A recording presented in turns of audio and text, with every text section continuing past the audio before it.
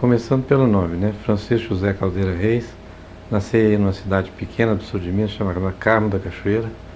E nasci em 1943. Atualmente estou com 73 anos de idade.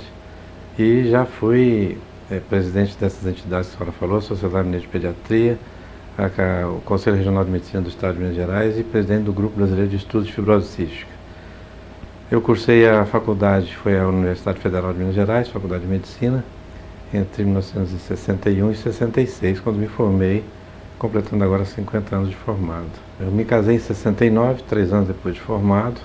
Casei com a minha esposa, chama Maria Beatriz Salles Reis. Nós tivemos 4 filhos, são 2 homens e 2 mulheres.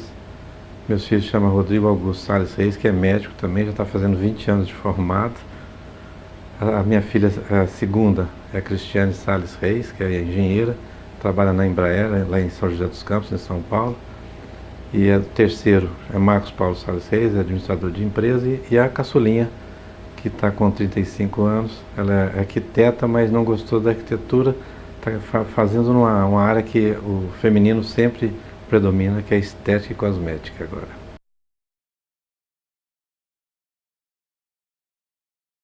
Em primeiro lugar, para escolher medicina, desde que eu fiz o científico, eu já tinha essa ideia de fazer medicina. Tinha um tio, 2 tios, um tio e um padrinho que eram médicos, e eles me influenciaram nesse sentido de escolher medicina. Dentro da medicina, cheguei a pensar em fazer cirurgia, não gostei, e no final do ano, do período da graduação, eu tinha 2 opções, ou anestesia ou pediatria. Como anestesia é uma coisa assim um pouco... Eu não mexo muito com a pessoa, eu creio que mais é para ajudar o cirurgião, né? Eu resolvi pela pediatria para ajudar os meninos que tem por aí com problemas.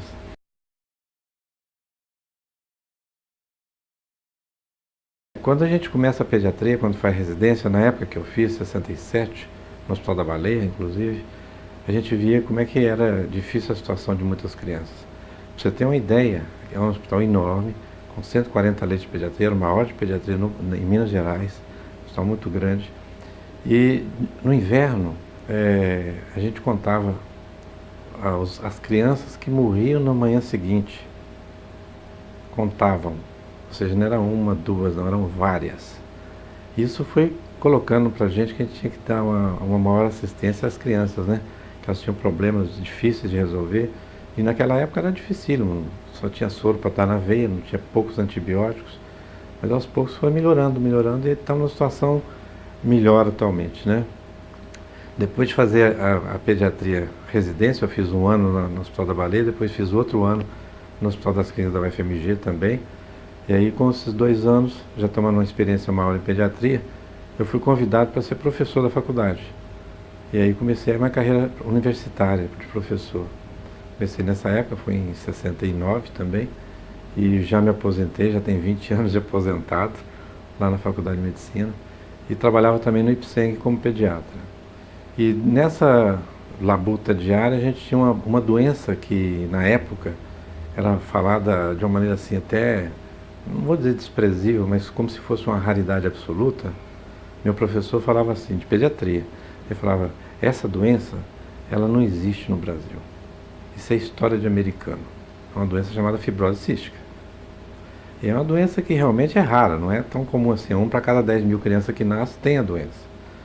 Mas eu fiquei aqui e a gente trabalhava muito na área de pulmão, sou pneumologista pediátrico, né? Então a gente trabalhava e via as situações dos meninos que tinham fibrose cística. Eles têm problemas respiratórios muito sérios, eles morrem geralmente por problema respiratório e desnutrição ao mesmo tempo.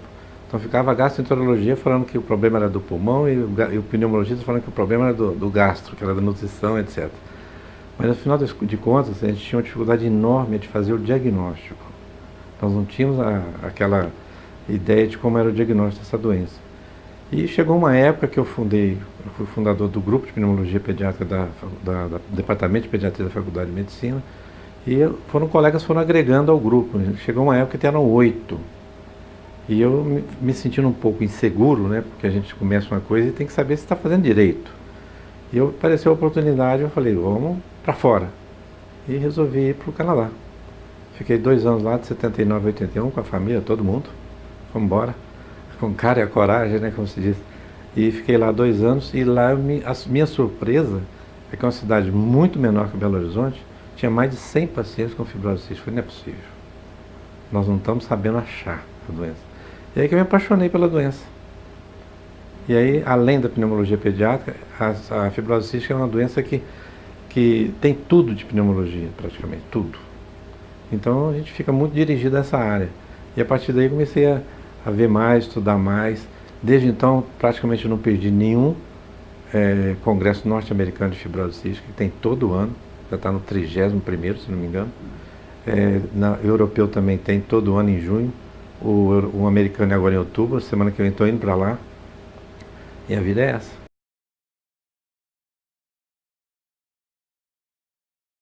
A gravidade dessa doença é o seguinte: na década de 50, ela foi descoberta e descrita praticamente em 1938. Na década de 50, a idade média de sobrevida era 5 anos de idade. Ou seja, o menino não passava, metade não passava de 5 anos de idade. Isso subiu depois, na década de 60 passou para 8, na década de 70 passou para 12, na década de 80 passou para 17, na década de 90 passou para 25, na década agora 2000 está praticamente nos Estados Unidos 35 anos de sobrevida mediana. Metade dos pacientes consegue chegar. Era uma doença essencialmente pediátrica. Agora não, agora nós já temos 2 centros de adultos em Belo Horizonte também. Quer dizer, os meninos que a gente tratava naquela época conseguiram sobreviver, conseguiram superar essa labuta diária de mãe, pai, família, gente, etc. E estão sobrevivendo, já estão adultos. Eu atendo aqui no consultório, ainda atendo uns 20 adultos ainda, que não desgarra da gente, você sabe como é que é, né? A gente faz o diagnóstico, faz o tratamento, está bem, agora você é adulto, vai para outro, eu falei, não vou, e fica aqui. Pra você ter uma ideia, uma coisa que muita gente não sabe, a gente gosta de falar da doença por causa disso. É uma paciente que ouviu no jornal, né, na mídia, né, que existia uma doença chamada fibrose cística, mas que parecia com asma ou com bronquiectasia. Ela me ligou, falou, doutor, eu acho que eu tenho essa doença.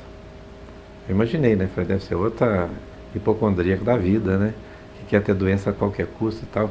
Mas por que a senhora fala que a senhora tem doença? Não, eu já tenho um tal de bronquiectasia, já tenho uns 40 anos. Eu falei, é isso mesmo, eu estou querendo fazer esse tal teste do suor. O que é? Eu posso fazer? Vou eu negar? Nunca, né? Vamos fazer, vem cá.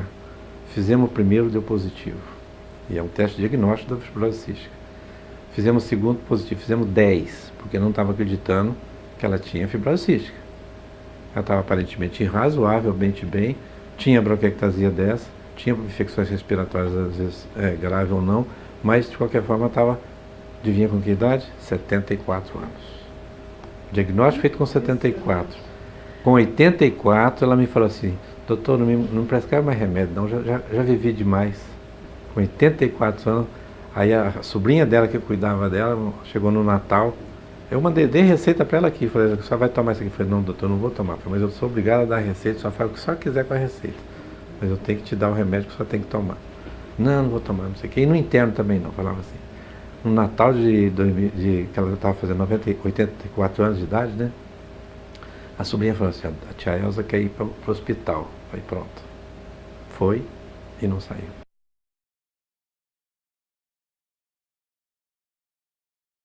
Quando eu voltei do Canadá, eu senti que tinha necessidade de ajudar, de participar das instituições pediátricas, né? E a primeira que foi a Sociedade Mineira de Pediatria, que eu fui presidente lá em 1986, 87. Certo? O Dr. Lauro Alvim foi meu antecessor. E, na realidade, inclusive, quando eu estava como presidente dessa sociedade, por coincidência, o Dr. Navantino Alves Filho era presidente da Sociedade Brasileira de Pediatria, e nós tinha acontecido o primeiro Congresso Latino-Americano de Fibrose Cística lá em Buenos Aires, isso em 86. Eu era presidente da Sociedade Mineira de Pediatria e falei com o Dr. Navantino, que era o chefe, né, da Sociedade Brasileira de Pediatria, vamos trazer o segundo Congresso Latino-Americano para Belo Horizonte? Ele falou, vamos embora.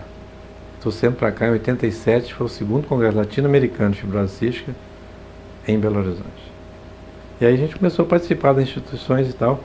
Mais tarde eu fui convidado para ir para o conselho, fui para o conselho, fiquei lá 15 anos, e nos últimos anos eu fui presidente, durante 1 ano e meio, 2 anos, presidente do Conselho Regional de Medicina. Em 2013 nós fundamos um grupo de médicos fundamos o Grupo Brasileiro de Estudos de Fibrose Cística.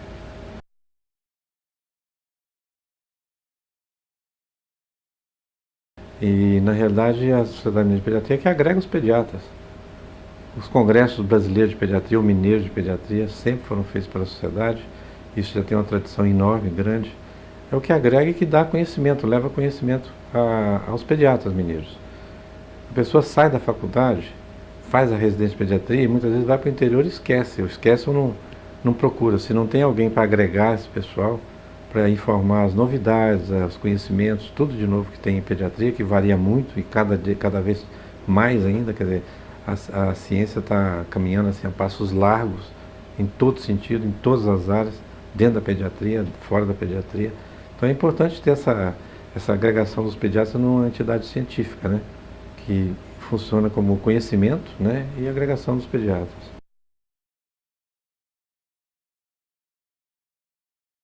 Eu nem imaginava que a academia existiria, né? Foi fundada uma vez, um dia, Dr. Lincoln, né? Lincoln Freire, que fundou. E, por coincidência, tem umas coincidências estranhas na vida da gente, né? Foi fundada dia 1º de agosto de 2005, certo? Dia do meu aniversário. Fora essa coincidência, quer dizer, me convidaram, acharam que eu merecia ser acadêmico, foi uma comissão que escolheu isso, né? Dr. Endo, Dr. Tonelli e outros, que me convidaram, eu aceitei plenamente. Falei, não, vamos embora, vamos tocar o bonde, vamos tocar essa entidade, essa academia. A academia também tem feito muita coisa, mas é mais difícil de fazer, porque primeiro tem as reuniões, assim, 2 ou 3 reuniões por ano, né, assembleias.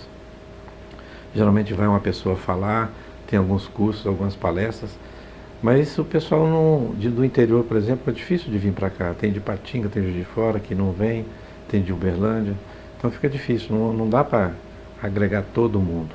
Os próprios colegas aqui, acadêmicos aqui de Belo Horizonte, vão, mas não vão tanto, né, às reuniões da academia. Então está precisando dar uma incentivada, uma melhorada no chamativo para eles participarem mais, sabe? Tem gente muito importante, lógico que a gente não nega isso, mas falta participação.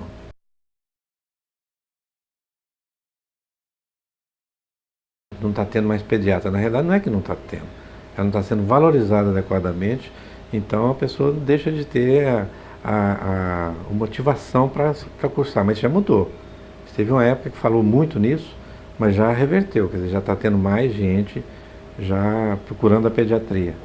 Ontem mesmo eu participei de uma reunião na faculdade do grupo de pneumologia. Tem 6 residentes de pediatria que estão fazendo pneumologia. Então, voltou a ter o atrativo, vamos dizer assim, de fazer a pediatria ou sub-área de atuação da pneumologia ou neurologia, com a gastroenterologia pediátrica, né? Então acho que o pessoal que forma, primeira coisa tem que ir na pediatria geral. Aumentou também a formação, o tempo de formação. Antigamente eram 2 anos, era residente primeiro e segundo ano, agora já são 3. Na pediatria geral. Depois ainda tem a sub-área, que é a área de atuação, né? Pneumologia, gastro, etc. Tem mais 1 ou 2 anos. Então você vê que para formar um médico, além dos 6 anos de graduação, ainda tem 2 de residência, ou 3 agora de pediatria, e mais 2 de subespecialidade. Então vai formar depois de 30 e tantos anos de idade, né, atualmente. Demora mais. E continua sendo desvalorizado, em termos gerais, em saúde pública. O governo não olha bem para essa área, não olha assim, não valoriza, né? O problema é a valorização.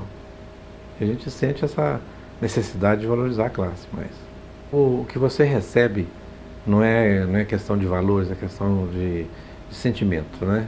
Você vê uma família com a mãe que é agradecida pra gente, toda hora manda mensagem, usa o WhatsApp, etc, para mandar mensagem. Dia do médico, eu recebi de várias mães. Então você vê que valoriza, né? A mãe, o paciente valoriza, não tem dúvida não.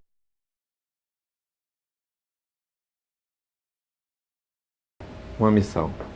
E deve ser cumprida para quem quer ser um missionário, vamos dizer assim, missionário da saúde.